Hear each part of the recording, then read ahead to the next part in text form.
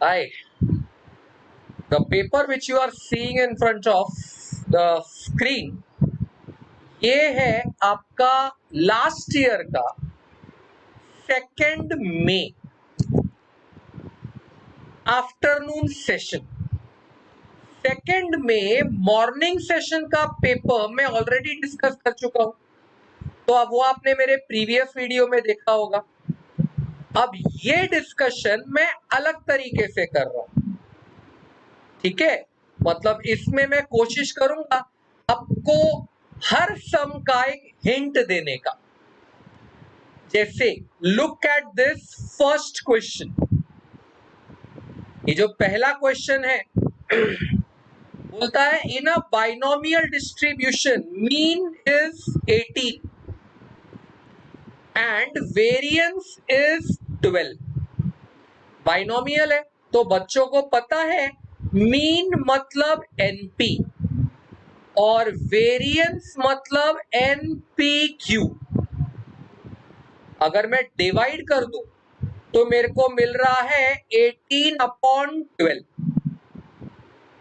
मतलब बच्चों को क्लियर समझेगा, कैंसल वैंसल किया, एनपी एनपी कैंसल हुआ, 1/q आ रहा है 3/2। मतलब q आ रहा है 2/3। अगर q 2/3 आ रहा है तो बच्चों को समझेगा p 1/3 आएगा। अब क्वेश्चन ने क्या पूछा, p ही तो पूछा था, आ गया p 1/3। अच्छा q 2/3 आएगा तो p 1/3 आएगा। ये लॉजिक बच्चों को पता है क्योंकि बाइनोमियल डिस्ट्रीब्यूशन में p प्लस q हमेशा 1 होता है। क्लियर। नाउ सेकंड क्वेश्चन देखो। सेकंड क्या बोलता है, उसने तुम्हें दो 3D लाइंस दी और बोलता है दे इंटरसेक्ट ईच अदर। अगर दोनों लाइंस इंटरसेक्ट कर रही है मतलब डेफिनेटली वो लोग कोप्लेनर होंगी। याद रखना, अगर दो 3D लाइंस इंटरसेक्ट करती है तो वो बाय डिफॉल्ट कोप्लेनर होती है। और अगर वो कोप्लेनर है तो उनका बॉक्स प्रोडक्ट 0 आएगा। बॉक्स प्रोडक्ट में क्या रखोगे, तो दोनों के पासिंग थ्रू पॉइंट्स निकालो। तो इसका पासिंग थ्रू पॉइंट पहले का आ रहा है 1 -1 1। तो पहले का पासिंग थ्रू पॉइंट आ रहा है 1 -1 1 और दूसरे का पासिंग थ्रू आ रहा है 3 लैम्डा 0। आई होप ये मोमेंट पे मुझे बच्चों को ये समझाने की जरूरत नहीं है कि ये पॉइंट्स कहां से आए, x में से क्या माइनस, y में से क्या माइनस और z में से क्या माइनस। तो इसका जब मतलब निकालूंगा, दो लाइंस इंटरसेक्ट कर रही है मतलब दो लाइंस कोप्लेनर है। अगर दो लाइंस कोप्लेनर है तो बॉक्स प्रोडक्ट 0 है। अगर बॉक्स प्रोडक्ट 0 है तो डिटर्मिनेंट 0 आएगा गाइस। ये देखो 3 -1 पहला पॉइंट माइनस ये वाला, देन लैम्डा माइनस ऑफ -1 तो लैम्डा +1, 0 -1 म्हणजे -1। फिर नीचे के डीआरएस बिठाओगे तो यहां लिखोगे 2 3 4 पहली लाइन के डीआरएस और दूसरी लाइन के डीआरएस लिखोगे 1 2 1। ये तुम्हारा बॉक्स प्रोडक्ट बन गया और इस बॉक्स प्रोडक्ट को इक्वल टू 0 बोल दोगे, कोप्लेनर है ना, खत्म। इस कैलकुलेशन से तुम्हारा लैम्डा आ जाएगा। थर्ड क्वेश्चन ऐसा बोलता है, थर्ड क्वेश्चन कहता है log of dy by dx। तो क्वेश्चन ने डिस्क्राइब किया log of dy by dx is equal to x। बहुत इजी है गाइस, log है तो कुछ नहीं तो बेस ही होगा। मतलब इसका dy by dx e raise to x होगा। मैंने log हटा दिया ना, dx को क्रॉस मल्टीप्लाई किया और इंटीग्रेट कर दिया। सोचना, अगर मैंने dx को क्रॉस मल्टीप्लाई किया और इंटीग्रेट कर दिया तो मेरा रिप्लाई आएगा y is equal to e raise to x plus c। इतना तो बच्चों को समझता है बेटा। अब उसने पूछा है particular solution, when x is equal to 0 and y is equal to 1। तो उसने पर्टिकुलर सॉल्यूशन पूछा, when x equal to 0 y equal to 1। ये इनपुट कर दो। अगर आपने इसको इनपुट किया, चेक करो, y को 1 डाला, e रेज टू 0 भी 1 आता है, प्लस c। तो बेटा c 0 आया ना, c 0 आया, मतलब y का वैल्यू आ गया e raise to x। That's it, यानी इसका ऑप्शन डी आएगा, y is equal to e raise to x। Check करो fourth question. How is fourth question targeting? तो चौथा क्वेश्चन बोलता है the PDF of a random variable x is given by f of x is equal to 1 by 4a from 0 to 4a।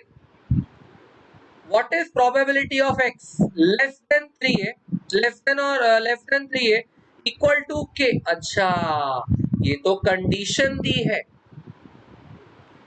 मैं कैसे करता हूं? तो बहुत सिंपल सा लॉजिक यूज करूंगा। Basically I will draw a graph.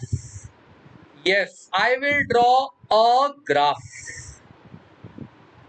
समझ लो, ये x का ग्राफ है और जो y है वो मेरा पीडीएफ है f ऑफ x। अब मुझे फायदा क्या मिला? f of x is a constant.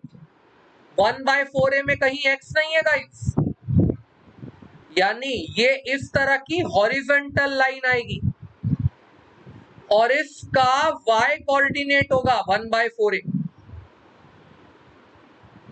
अच्छा, उसने x का रेंज देखो 0 से 4a दिया है। 0 मतलब ओरिजिन, 4a मतलब समवेयर ओवर हियर। ये रहा तुम्हारा 4a। बेटा अगर समझोगे तो ये तो रेक्टेंगल है और रेक्टेंगल में जब भी इंटीग्रेशन करोगे तो तुम्हें वो एरिया देगा। हाँ, मतलब ये सब मैं डायग्राम बनाता नहीं, लेकिन मुझे तुम्हें समझाने के लिए ये डायग्राम बनाना पड़ा। अब सोचो, क्वेश्चन ने तुम्हें बोला probability of x less than 3a by 2 और क्वेश्चन बोलता है is equal to k times probability of x greater than 5a by 2। बेटा 3a by 2 होता है 1.5a, तो लेट मी से 1.5a का बाउंड्री यहां बनाया एंड 5a by 2 होता है 2.5a, वो यहां बनाया। याद रखना ये 2.5a है और ये 1.5a है। वेरी सिंपल, रेक्टेंगल के एरियाज बन रहे हैं। अगर मैं कहता हूं कि रेक्टेंगल के एरियाज बन रहे हैं, LHS मेरा ये रेक्टेंगल का एरिया है जिसकी लेंथ 3a by 2 है और जिसकी ब्रेड्थ 1 by 4a है, इक्वल टू k टाइम्स ये जो probability of x greater than 5a by 2 बता रहा है, तो इस रेक्टेंगल की बता रहा है। अगेन जहां तक मुझे समझ में आता है 2.5a से 4a, बेटा विड्थ तो अभी भी 3a by 2 ही आएगी, 1.5a की ही विड्थ है और ब्रेड्थ यानी height of this rectangle at present still 1 by 4a। अगर ये सब मैं कैंसिल भी कर देता हूं, यू कैन क्लियरली अंडरस्टैंड के का आंसर 1 आ रहा है। So that is how your fourth question का आंसर। ये लॉग वाला जो था ये था थर्ड क्वेश्चन का answer. You will slowly steadily realise इतना डिफिकल्ट पेपर नहीं होता, बहुत इजी होता है। अगर मैं ये 5th वाले को टारगेट करूं, yes, now you can just keep on checking my errors. अगर मैं 5th वाले को टारगेट करूं, let me see the question properly. Yes, check. Question कहता है f of x is equal to e raised to kx minus 1 into tan kx upon 4x square, x not equal to 0 and equal to 16 when x is equal to 0 is continuous when at x equal to 0। तो बेटा continuity में तो सबको पता है कि हमें क्या करना है, वो जो उसने फंक्शन दिया था उसकी लिमिट। तो आई विल से लिमिट, वो भी जो नॉट इक्वल टू नंबर दिया था उसी पे। तो limit x tending to 0 e raised to kx minus 1 into tan kx divided by 4x square लिखा उसने। 4x स्क्वायर को देखो, शाणे बनो, बराबर x इंटू एक्स लिखो, ज्यादा सेफ है। इक्वल टू आएगा f ऑफ 0 जो कि उसने 16 दिया था। Now student must know guys, when x is tending to 0 इतने का आंसर k होता है और शॉर्टकट बोलता है इतने का आंसर भी k होता है। तो ये एक तरह से k इंटू के आया। आई एम जस्ट होपिंग कि आपको समझ रहा है मैं क्या बोल रहा हूं। तो मेरे को रिप्लाई में क्या बचा, I am left out with 1/4, समझ रहा है, 1/4 k square is equal to 16, मतलब k square equal to 64। If k square is equal to 64, your k has to be equal to plus or minus 8। बहुत simple था, k will be equal to plus or minus 8। Check करो option में था क्या, yes, option D. Next one, 6th question. I think अब मुझे थोड़ा arrow बनाने में प्रॉब्लम होगी, आप लोग सीधा सीधा 6th क्वेश्चन रेफर करो। When I say 6th question, yes, take off, let me take this थोड़ा सा स्लाइड ओवर हियर। अब मैं प्रॉपर पेज को नीचे ले सकता हूं, check over here. 6th question मांग रहा है तुमसे solution of the differential equation y dx minus x dy is equal to xy dx। Very nice, बहुत इजी है गाइस, फटाफट करने वाला सम है। व्हेन आई से फटाफट हो जाएगा, इस एक्स वाई को अगर मैं LHS पे लाके डिवाइड दिखा दूं तो मेरे को मिलता है y dx minus x dy upon x y is equal to dx, है ना। और जिस बच्चे ने भी अपने शॉर्टकट्स अच्छे से किए हैं, ये जो तुम्हारा LHS बना ना बेटा, ये बच्चे को भी पता होना चाहिए ये क्या होता है। तो student knows it is d of log of x by y। log of x by y का डेरिवेटिव ऑपरेटर है ये, d of log x by y है ये, इज इक्वल टू dx। खत्म, इसे सामने वाला मार देगा इंटीग्रेशन, तो ये बचेगा log of x by y। तो अपने को बचा log of x by y is equal to x plus c।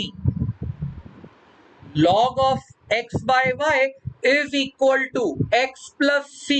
Now I am trying to see my options. कहीं ना कहीं इफ टाइप का ऑप्शन नहीं दिया है तो हम क्या करेंगे? कुछ खास नहीं बेटा, ये जो log है इसका बेस होता है e, तो हम लोग क्या लिखेंगे इसको? x by y is equal to e raised to x plus c, मतलब e raised to x into e raised to c. अगर y क्रॉस मल्टीप्लाई हो गया तो ये बन जाएगा x equal to y e raised to x into e raised to c which is k.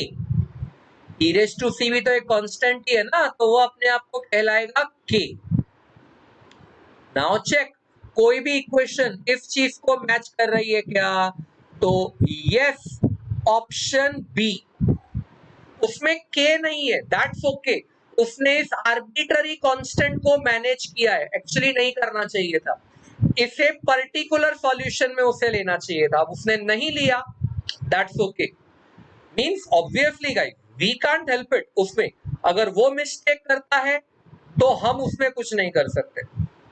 Let's look eight 7th question. अब अगर मैं इसका 7th सॉल्व करने जाता हूं, बोलता है maximum value of z equal to 6x plus 8y subjected to x minus y greater than और इक्वल टू 0. बेटा x minus y greater than और इक्वल टू 0 का मतलब हुआ x ग्रेटर देन और equal to y, means it's a line passing through origin. और दूसरी line बोलती है x plus 3y less than और इक्वल टू 12. तो अगर मैं इन दोनों को लेके ग्राफ बनाने की ट्राई करता हूं, आई नो थोड़ा सा रफ ग्राफ बनेगा लेकिन कांट हेल्प इट. x और y, ये देखो, I made a line passing through origin और x plus 3y greater than or equal to 12. तो you will realize ये लाइन कुछ ऐसी बनेगी जहां ये वाला जो पॉइंट है y वाला, ये आएगा 0,4 और ये जो x वाला पॉइंट है ये आएगा 12,0. अंडरस्टैंड? ये लाइन का सिंबल है लेस देन और इक्वल टू, तो इसको नीचे आना है. और x ग्रेटर देन और इक्वल टू y, मतलब x बड़ा चाहिए तो इस लाइन को भी नीचे आना है. मतलब हो गया, ये मेरा फिजिबल रीजन आएगा और मेरे सॉल्यूशन पॉइंट्स आएंगे दिस, दिस एंड दिस. अब तो कर लोगे ना, ये तीनों पॉइंट को z में डालो, आपको आपका मैक्सिमम मिनिमम जो मिलना होगा फटाफट मिल जाएगा. No hurry at all. Question number 8. Yes बेटा, मैं एकदम डिटेल में नहीं, हिंट्स दे रहा हूं. Question number 8. अब ये बोलता है summation r equal to 1, okay, to n of 2r plus 1. This is 1 to n और बंदा बोला 2r plus 1.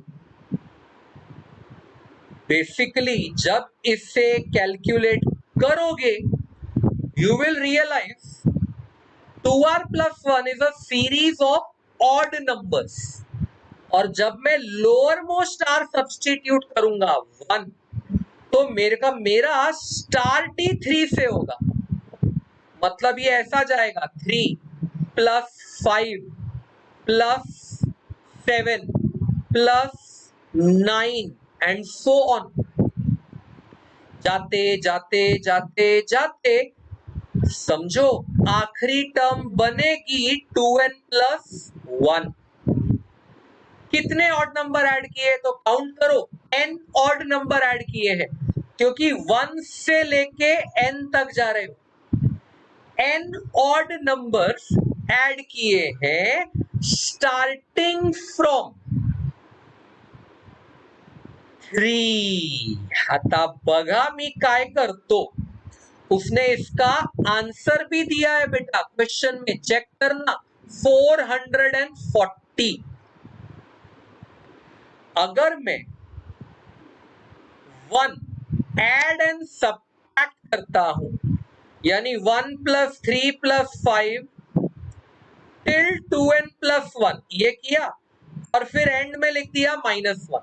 मेरे को ये 2n+1 चाहिए क्योंकि ये ऑड नंबर की निशानी है। तो मैंने कुछ ज्यादा कुछ नहीं किया, ऐड एंड सब्ट्रैक्ट 1 किया, आंसर अभी भी मेरा 440 है। लेकिन अब स्टूडेंट्स को जान के इंटरेस्ट आना चाहिए, ये कितने ऑड नंबर्स हुए। सोचो, 3 से लेके 2n+1 n ऑड नंबर्स थे, तो 1 से लेके 2n+1 n+1 ऑड नंबर्स है। और याद है shortcut, sum of first n natural numbers is always natural odd numbers is always equal to n²। तो इसका आएगा n+1 का स्क्वायर, और एंड में ये -1 लिखा है, तो -1 को मैं RHS में ले गया, तो ये बन गया 441। गाइस अब गेम इजी है, n can not be negative क्योंकि वो समेशन में ऊपर है, 1 से बड़ा है। इसका मतलब होगा अगर मैं रूट लेता हूं तो मुझे n+1 21 लिखने का हक है, यानी हो गया n का आंसर इज 20। आई होप इतना भी डिफिकल्ट नहीं था, है ना। लेकिन अगर ये ऑड नंबर के सम की सीरीज आती रहेगी तो इजी है। Let's look eight 9th one now. I know मैं स्पेस काफी माइजर की तरह यूज कर रहा हूं, लेकिन this is only how I can help you out guys. If P and Q are true, R and S are false, then which of the following is true? बाप रे, ये तो बेटा ऑप्शन चेक करके आ सकता है। पहला ऑप्शन देखो, पहला ऑप्शन बोलता है Q and R। समझो, Q and R, Q true है, R फॉल्स है, ट्रू एंड फॉल्स करोगे तो फॉल्स आएगा। और अब ये ब्रैकेट के बाद और है, फिर और एक ब्रैकेट है, negation P and S, negation P will be false, S भी फॉल्स, फॉल्स एंड फॉल्स करोगे फिर से फॉल्स आएगा। और अब ये आया फॉल्स और फॉल्स, तो आंसर वापस फॉल्स आएगा, लेकिन उसको तो चाहिए था हु इज ट्रू, यानी ऑप्शन ए करेक्ट नहीं है। ऑप्शन बी देख क्या बोलता है, ऑप्शन बी बोलता है नेगेशन P मतलब false, single implication true, false single implication true. बच्चों को मालूम है इसका आंसर हमेशा ट्रू होता है। False single implication true, answer is true. फिर बीच में डबल इम्प्लीकेशन है, और फिर बोलता है R and S, यानी false and false, false and false तो फॉल्स होता है, and true double implication false, तो बच्चों को ये भी पता होगा इसका आंसर भी फॉल्स होता है, यानी मेरा ऑप्शन बी भी मेरा करेक्ट आंसर नहीं है। सी बोलता है P single implication Q, true single implication true, बेटा आंसर वापस से ट्रू।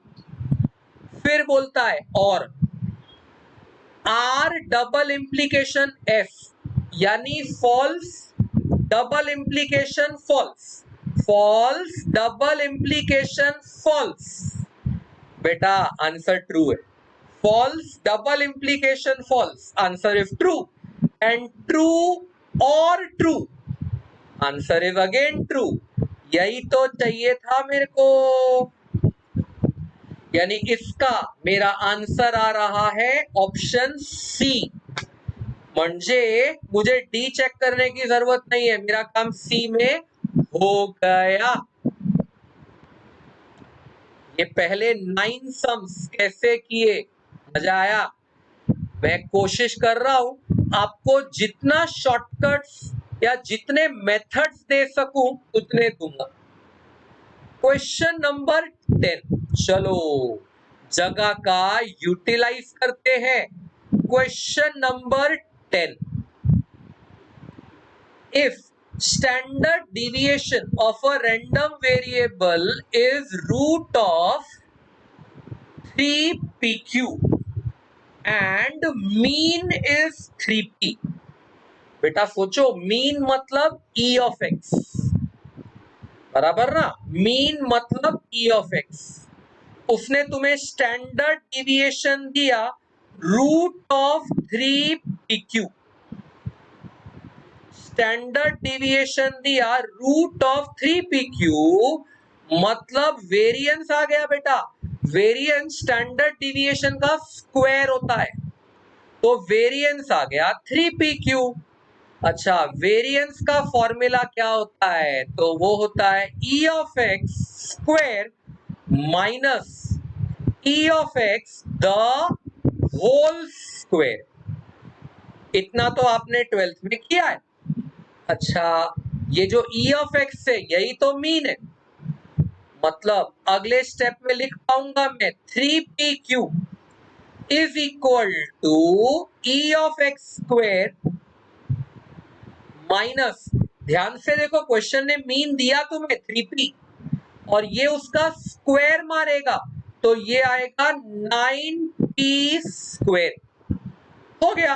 अब ये 9p स्क्वायर को RHS LHS पे ले लो तो तुम्हें e ऑफ x स्क्वायर दिखाई देगा 3pq प्लस 9p स्क्वायर, जिसमें से अगर मैंने 3p कॉमन लिया मेरे को ब्रैकेट में बचेगा 3p वापस प्लस q।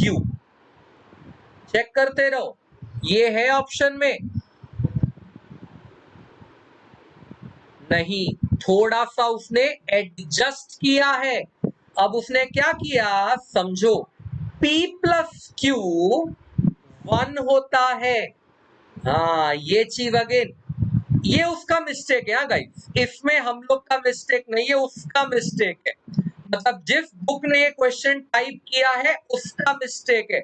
उसको बोलना चाहिए था कि ये प्रॉब्लम बाइनोमियल डिस्ट्रीब्यूशन का है, उसे बोलना चाहिए था। अगर वो बोल देता कि ये बाइनोमियल डिस्ट्रीब्यूशन का है तो हम लोग का ये पिक्चर क्लियर होता।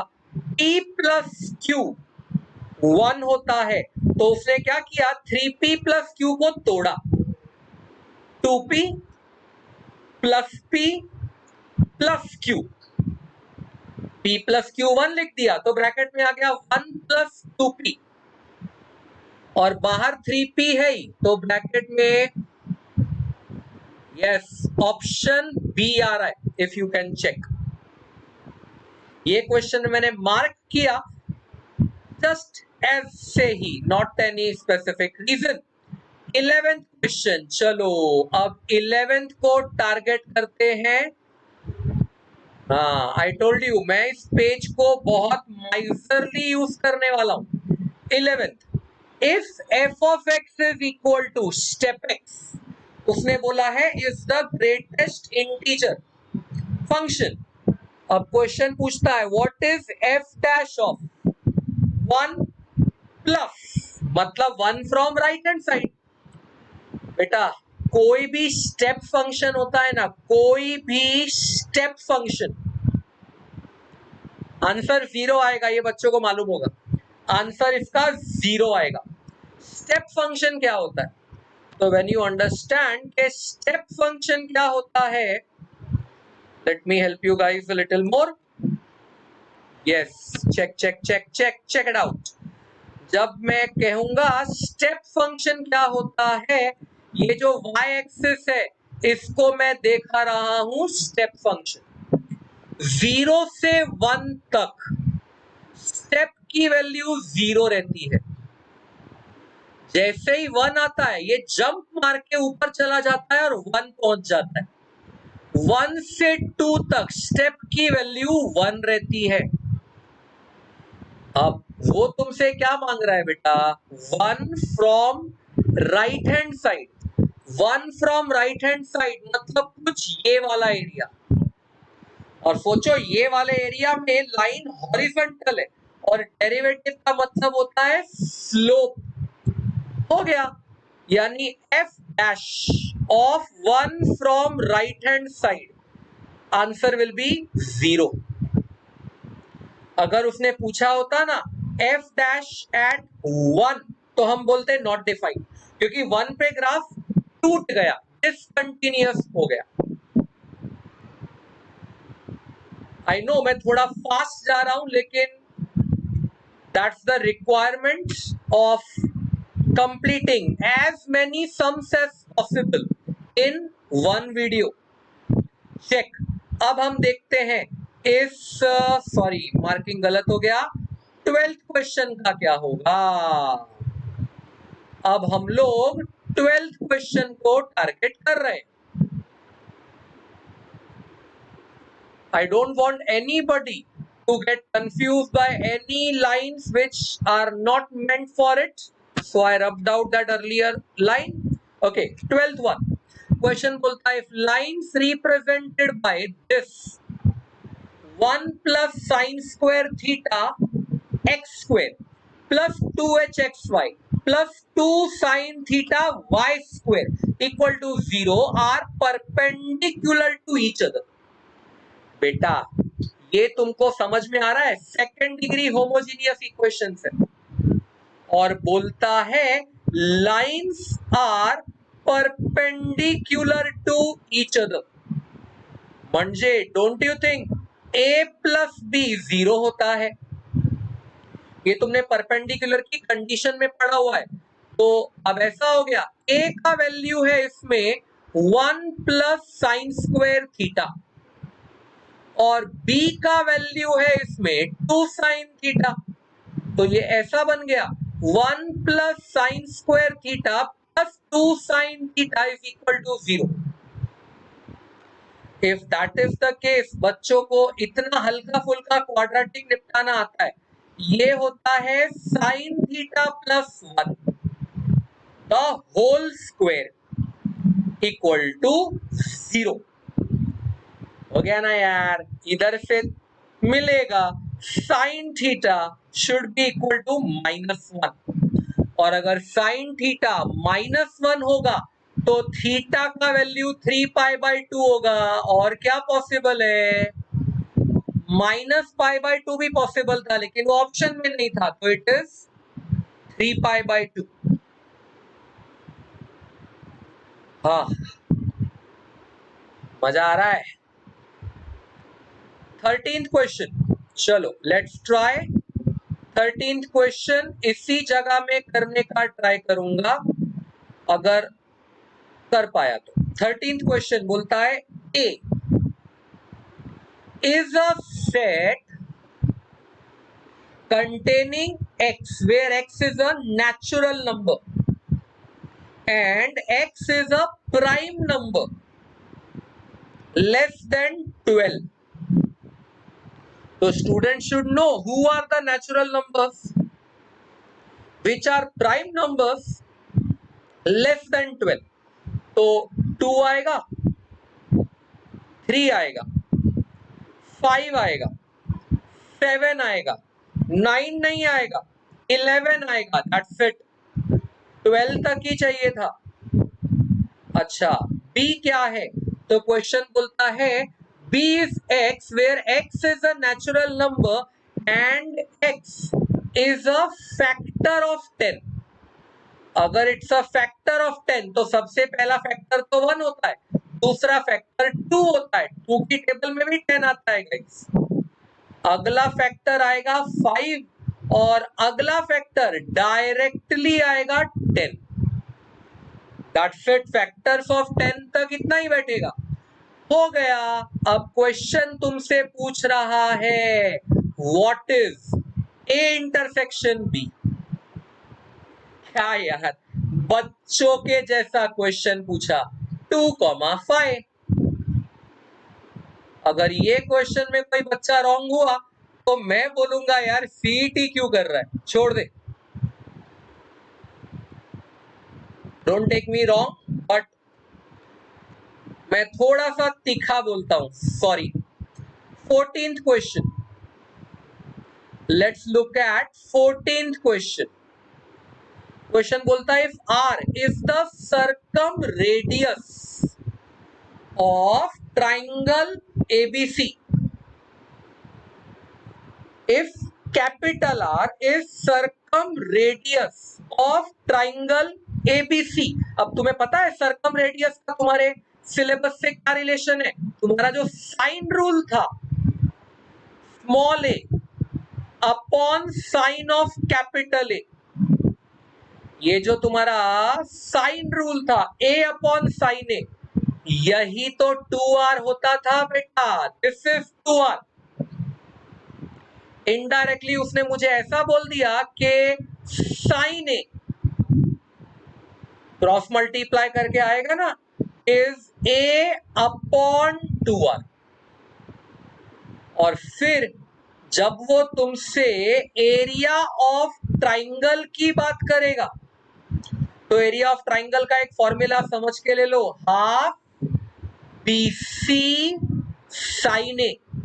तो ये फॉर्मूला आएगा half B C sine A, that is half B C, और साइन ए के जगह ये डाल दे ए अपॉन 2r। चेक कर, आ गया तेरा answer, A B C upon 4r। Option B, A B C upon 4r। I hope guys बहुत डिफिकल्ट नहीं है ना, इजी है। 15th का आंसर कैसे निकालोगे? तो 15th में उसने क्या मांगा, चलो एनालाइज करते हैं। If A, B, C, D are this and this respectively, volume of parallelepiped with AB, AC, AD as coterminous edges। बेटा वॉल्यूम ऑफ अ parallelepiped तुम्हें भी पता है is a box product of AB, AC, AD। AB, AC, AD, AB बनाओगे तो क्या बनेगा देखो, 5 माइनस 3, मैं वेक्टर बना रहा हूं, -2 -7 -3 -4। ज्यादा डिटेलिंग नहीं कर रहा, मैं अज्यूम कर रहा हूं you people are good enough. ये जो पहला पॉइंट है बेटा ये ए था, ये जो उसने गिवन दिया था पहला पॉइंट ए था, दूसरा पॉइंट बी था, तीसरा पॉइंट सी था और चौथा पॉइंट डी था। तो जब मैं ए बी बार बनाऊंगा तो बी माइनस ए करूंगा ना। अब मैं ए सी बना रहा हूं तो मेरे को लिखना पड़ेगा -4 -3। इनफैक्ट वो माइनस वाला फैक्टर सेम रहेगा, 5 -7 6 -4, ये AC हो गया।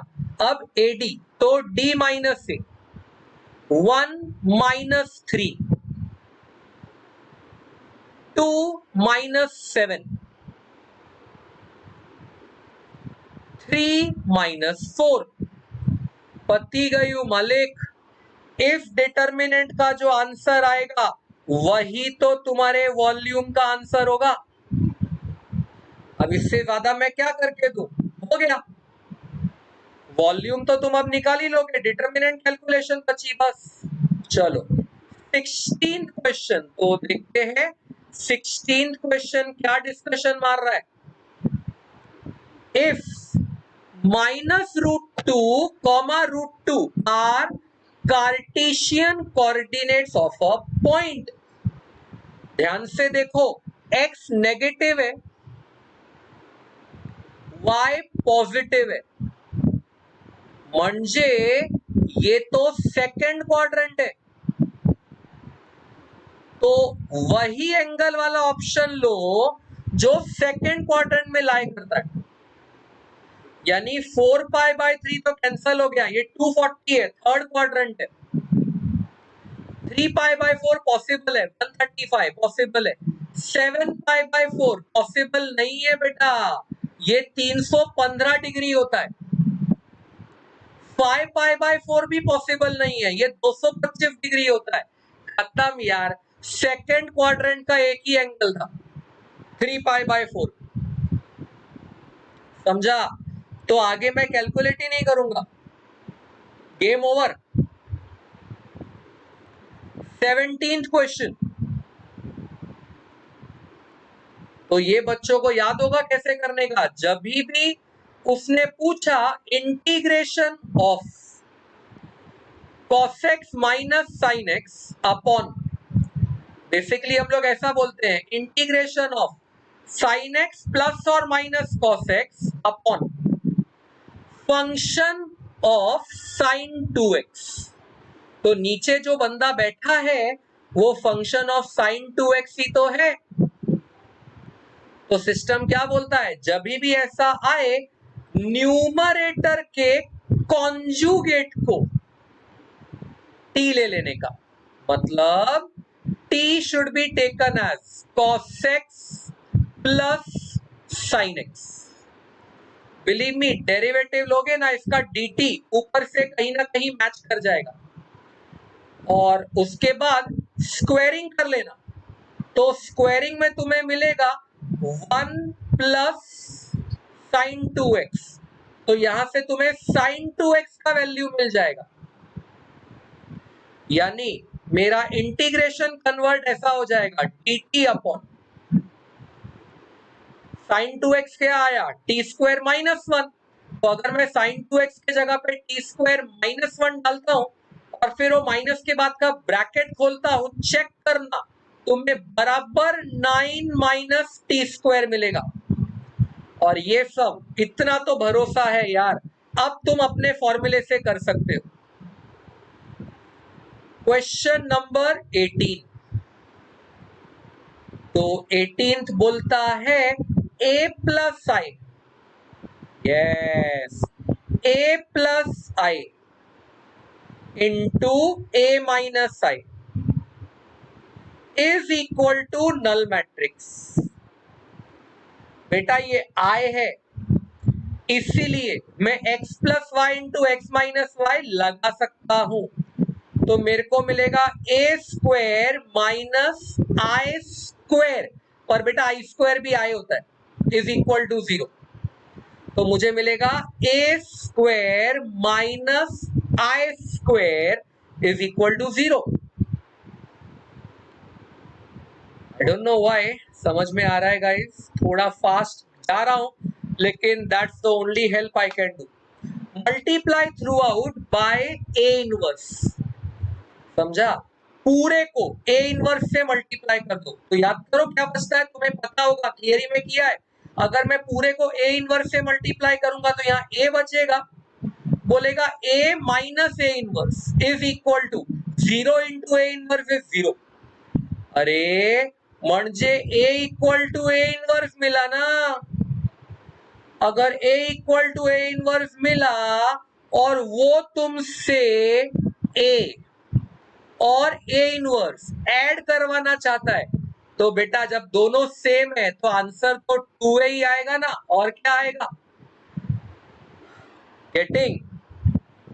सोचो, हमने एक बड़ा पेज लिया था, एग्री, पर हमने उस एक बड़े पेज पे 18 सम्स किए हैं। We have done 18 sums on this one page. Anybody wants this page, I can WhatsApp you all. मैं सबको ये पेज व्हाट्सएप कर सकता हूं। अभी के लिए ये वीडियो तुमको रेफर करना ज्यादा जरूरी है, क्योंकि इसमें मैं आपको मेथड समझा रहा हूं। याद रखना, पेज नोट्स इतना इंपॉर्टेंट नहीं है जितना उसकी एक्सप्लेनेशन होती है। ग्रेट, तो ये थे आपके पहले 18 क्वेश्चन। Okay guys, great. चलो नाउ लेट्स मूव फॉरवर्ड।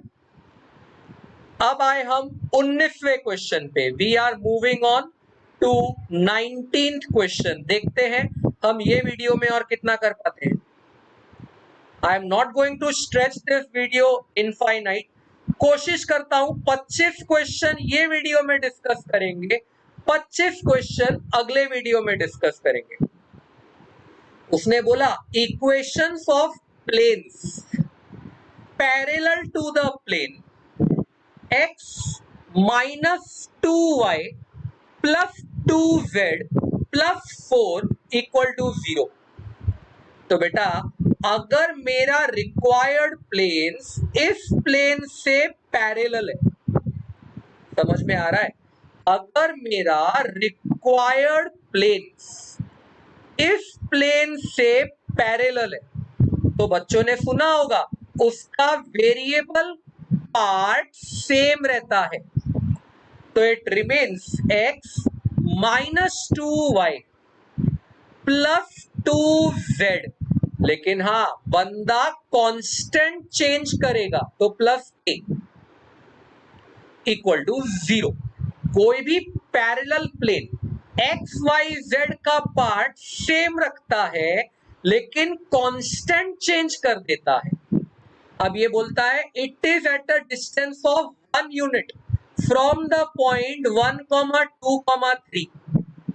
बेटा अगर डिस्टेंस इज 1 यूनिट, तुम्हें फॉर्मूला पता होगा, डिस्टेंस को ऐसे लिखते हैं, x का कोएफिशिएंट उठाया 1, पॉइंट का x कोऑर्डिनेट उठाया 1, y का कोएफिशिएंट उठाया -2, पॉइंट का y कोऑर्डिनेट उठाया 2, z का कोएफिशिएंट उठाया 2 और z कोऑर्डिनेट उठाया 3 plus k upon root of coefficients का स्क्वायरिंग एंड एडिंग। तो 1 स्क्वायर प्लस -2 का स्क्वायर प्लस 2 का स्क्वायर। तो अपने को क्या मिला? वी गॉट मॉड ऑफ, ऊपर का कैलकुलेशन देखो, 1 - 4 -3, -3 प्लस 6 तो +3, तो मेरे को मिला मॉड ऑफ k प्लस 3। नीचे का चेक कर लो, रूट ऑफ 9 आ रहा है म्हणजे 3 इक्वल टू 1। अब एक बार +1 लेके सॉल्व करो, एक बार -1 लेके सॉल्व करो। मैं तो ओरली निकाल लूंगा अभी। k का एक वैल्यू शायद 0 आ रहा है और k का एक वैल्यू -6 आ रहा है। चेक करना, एक वैल्यू 0 आएगा, एक वैल्यू -6 आएगा। अब इसकी मदद से ऑप्शन देखो तो मुझे ऑप्शन डी नजर आ रहा है। ऑप्शन डी बराबर मैच कर रहा है। नेक्स्ट 20 क्वेश्चन बोलता है the y intercept of the line passing through 6,1 and perpendicular to x - 2y = 4। ये जो उसने x - 2y = 4 बोला, इसकी स्लोप तो बच्चों को मालूम है, -a/b करूंगा तो हाफ आएगी। अगर इसकी स्लोप हाफ आएगी तो इससे परपेंडिकुलर लाइन की स्लोप -2 आएगी। मालूम है ना, नेगेटिव रेसिप्रोकल होता है परपेंडिकुलर लाइंस का स्लोप। तो ये रही मेरी स्लोप और मेरा लाइन इज पासिंग थ्रू 6,1। तो मैंने अगर इसमें स्लोप पॉइंट फॉर्म लगा दिया तो मुझे मिलेगा y - 1 is equal to -2 into x - 6। बेटा बहुत सिंपल है, ये मेरा बन जाएगा -2x + 12। -1 यहां ले लो तो +1 हो गया, तो ये बन गया -2x + 13। बेटा यही तो स्लोप इंटरसेप्ट फॉर्म है। और स्लोप इंटरसेप्ट फॉर्म के हिसाब से ये जो +13 है यही तो y इंटरसेप्ट है, y equal to mx plus c होता है ना, दैट्स हाउ। समझा? It's interesting one guys, frankly it's interesting one. Question number 21, अगर मैं क्वेश्चन नंबर 21 फॉलो करता हूं, ये वाला कंसेप्ट देखो। 21 में मैं बच्चों को सिंपल सी बात बताऊंगा, ये जो मॉड x अपॉन x है बेटा, इससे सिग्नम फंक्शन बोलते हैं, सिग्नम, SGN ऑफ x। और सिग्नम फंक्शन की वैल्यू फिक्स 1 होती है when x is greater than 0 और -1 होती है व्हेन x लेस देन 0। तो एक्चुअली मैं फंक्शन को ऐसे देखूंगा ही नहीं जैसे उसने लिखा है, मैं तो मेरे फंक्शन को ऐसे देखूंगा, f of x is equal to x minus signum x, पर यहां x is less than 0, x is less than 0 मतलब ये -1 आएगा। हाँ बेटा, सिग्नम में सीधा वैल्यू डाल दो।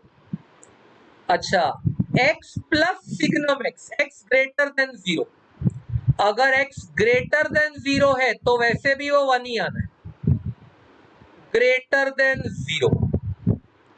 और बंदा बोलता है 1 when x is equal to 0। सोच, तीनों एरिया में मेरा फंक्शन x+1 आया और इक्वल टू 0 में मेरा 1 आया। क्या बोलते हो, कंटिन्यूअस हुआ ना? 0 डालेगा, तीनों में 1 आएगा यार, तो ये बोलेगा it is continuous at x equal to 0। 22, हाँ बेटा, ये जो हमने किया ये था 21। नाउ लेट्स लुक एट 22, देखते हैं ना क्या बोलता है। जितना बेटा मैं ये वीडियो में कोशिश कर रहा हूं कर लूंगा, नहीं तो अगला वीडियो। नाउ जब मैं कहता हूं 22 क्वेश्चन नंबर, तो 22 क्वेश्चन नंबर बोलता है in triangle ABC. Very nice बेटा, अब ये शॉर्टकट था ट्राइंगल का।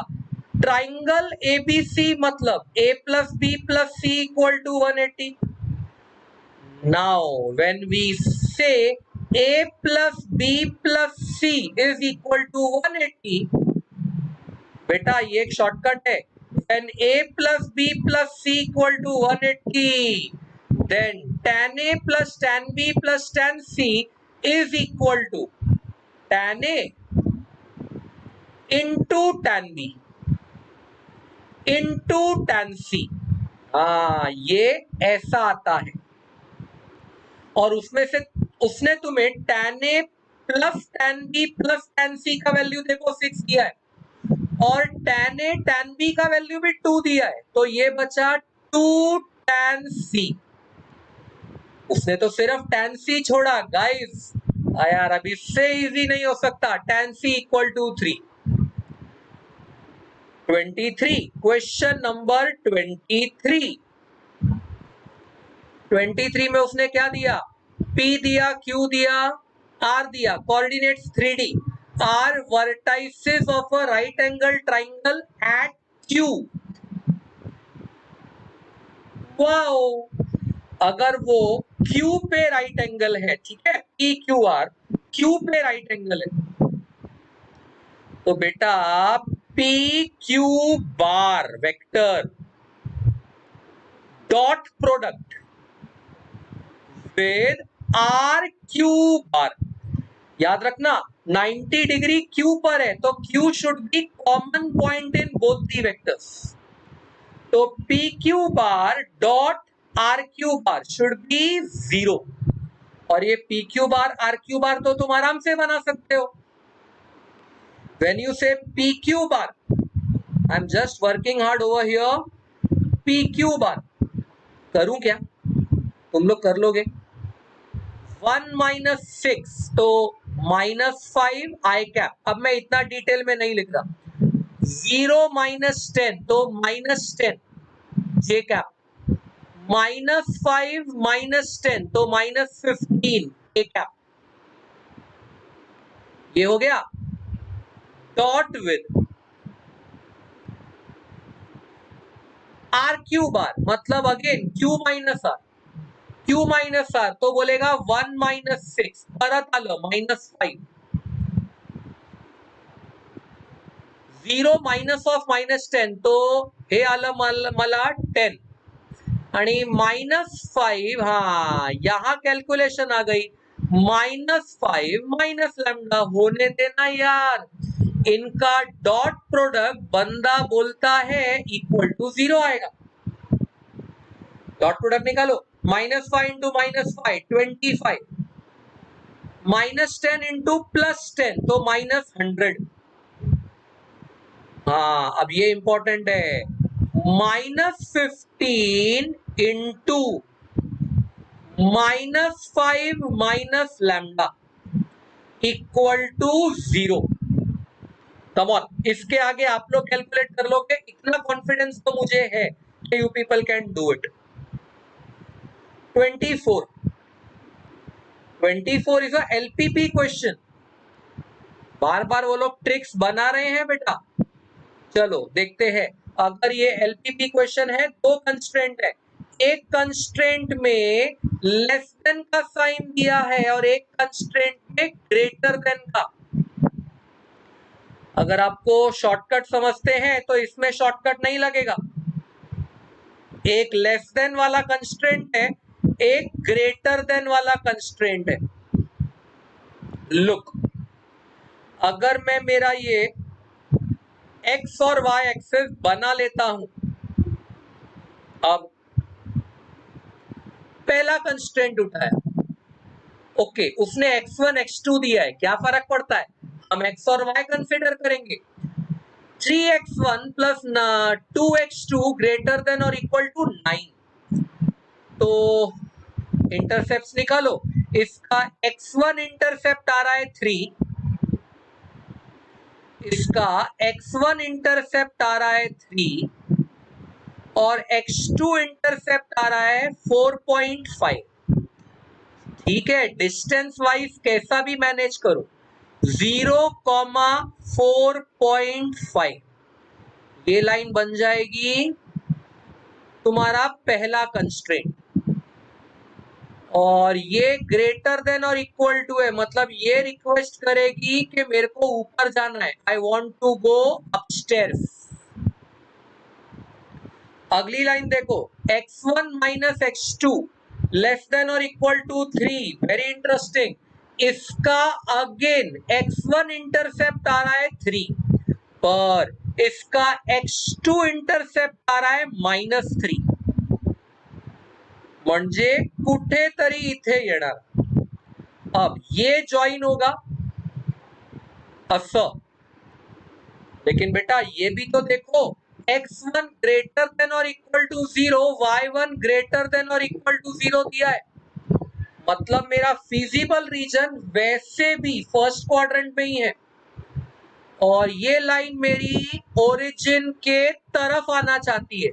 मतलब ये इस तरफ आना चाहती है. चेक करो, सबको समझ ही गया होगा कि ये मेरा फिजिबल रीजन आ रहा है. This one is my feasible region. तो इसके सॉल्यूशन पॉइंट्स क्या आएंगे, ये वाला और ये वाला. दो ही तो है. अच्छा, इसको सॉल्यूशन पॉइंट नहीं चाहिए, रीजन आइडेंटिफाई करना है. वाओ. तो अगर मुझे सिर्फ रीजन ही आइडेंटिफाई करना है तो ये तो आया. ओके, दोनों पॉइंट डाल के देखना पड़ेगा बेटा. उसने लेट मी कंफर्म कि मेरा ऑब्जेक्टिव फंक्शन क्या था. 4x1 प्लस, अभी कर लोगे बेटा. Now you can do, right. Easy है अभी. ताकि मैं अगले सम पे आ सकूं। मैंने काफी हद तक तुम्हें आइडिया दे दिया ये सम का। 25th, now what does 25th says? तो 25th कहता है the function x square x cube, ओहो क्यूब ही है, आई होप सो।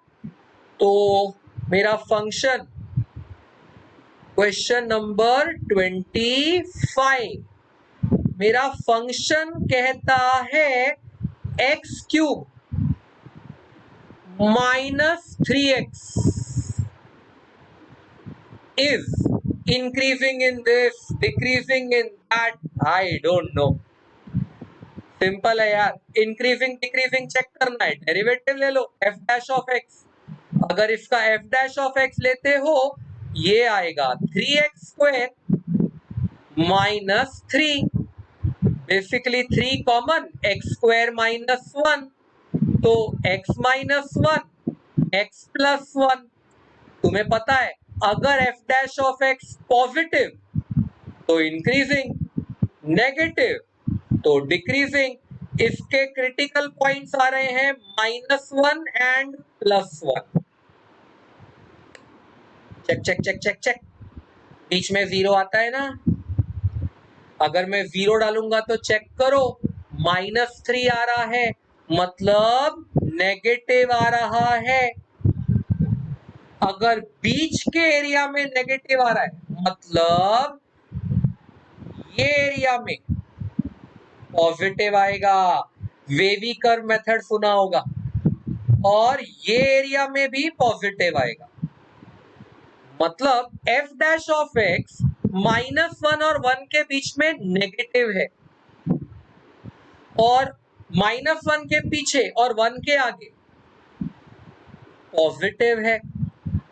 यानी अब मैं ऑप्शन तलाशूंगा बेटा, तो अगर मैं ऑप्शन तलाश रहा हूं तुम्हें भी क्लियरली दिखेगा ऑप्शन ए आ रहा है, ऑप्शन ए आ रहा है। Increasing in -infinity to -1 union 1 से infinity, decreasing in -1 to 1। I hope I am clear. चलो थोड़ा सा टाइम और है मेरे पास, यूटिलाइज कर लेता हूं, 10 मिनट और। 26th question. तो 26th क्या बोलता है, x is equal to sine theta, बहुत फटाफट हो जाएगा अगर दिमाग लगाओगे तो। x is equal to sine theta, y is equal to sine cube theta. If x is equal to sin theta, y is equal to sin cube theta, तो बेटा y equal to x cube हुआ ना यार, इतना तो कोई भी बोलेगा। y equal to x cube हुआ तो इसका पहला डेरिवेटिव हुआ 3x स्क्वायर, दूसरा डेरिवेटिव हुआ 6x, तो इसका d2y by dx स्क्वायर आया 6x। हाँ उसने थीटा दिया है तो मैं x वापस डाल दूंगा, 6 साइन थीटा, और थीटा पाई बाय 2 दिया है, मतलब हो गया ना, आंसर इज 6, क्योंकि साइन पाई बाय 2 1 होता है। तो अगर मैं बोलूं at theta equal to pi by 2, my answer will be equal to 6। Interesting guys, interesting. 27, question number 27 क्या बोला, the area enclose between the pair of lines xy equal to 0।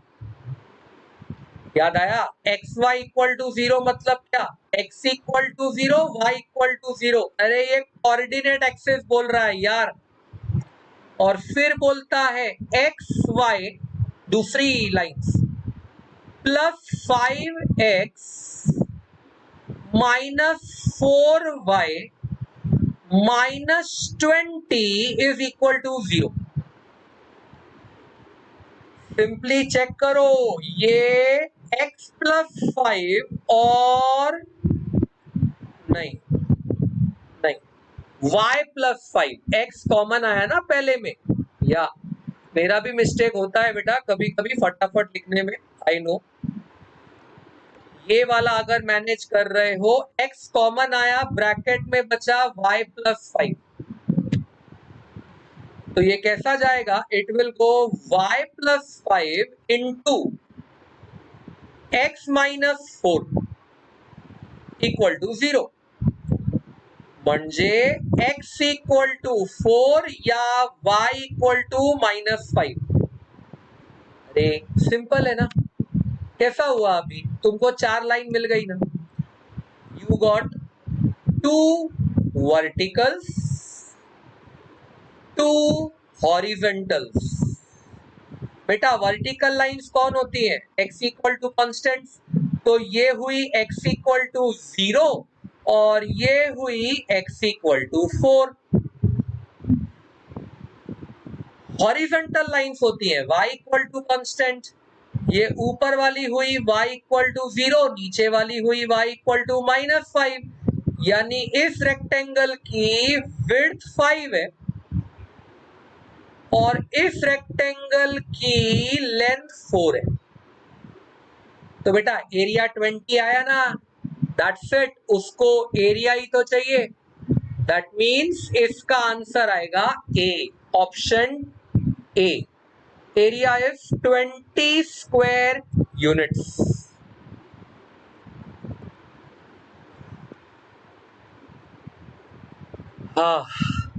I know we have discussed 27 questions today, guys. मेरा मन तो पूरे 50 question discuss करने का था, लेकिन थोड़ा सा मेरा भी टाइम कंस्ट्रेंट है. अगले वीडियो में आएंगे और 28 से लेके क्वेश्चन नंबर 50 तक डिस्कस करेंगे.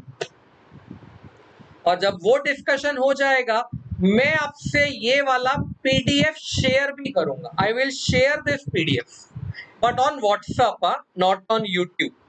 व्हाट्सएप पे. तो people can contact me on WhatsApp to get this PDF.